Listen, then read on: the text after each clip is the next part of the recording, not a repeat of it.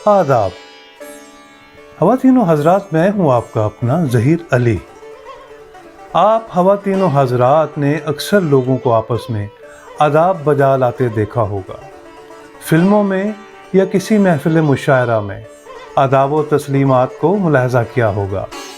क्या आपने कभी जानने की कोशिश की कि ये आदाब क्या है और कहाँ से चला है? किसने ईजाद किया ये आदाब? मैं बताता हूँ आपको।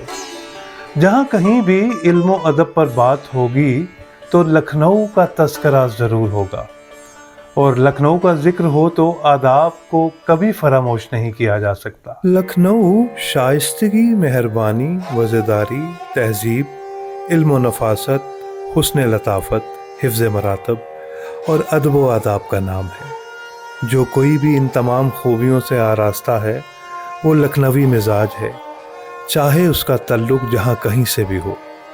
इस आदाब के एक जुमले ने तमाम इंसानों में तफरीक को ख़त्म कर दिया। अब ये लफ्ज़ आदाब आया कहाँ से? कैसे इस आदाब को ईजाद किया गया?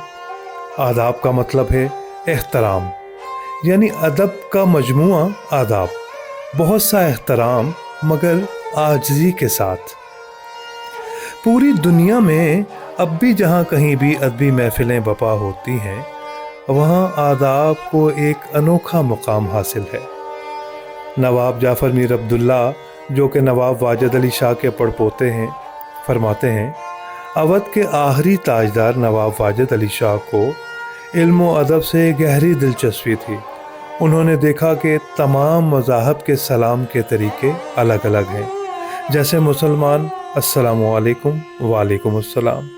हिंदू कोई नमस्ते, कोई नमस्कार, कोई राधे राधे, कोई जय सिया राम। तो उन्होंने लोगों को मज़हब से अलग किया और अदब से जोड़ा और एक secular common code of salutation ईजाद किया जो कि आदाब था।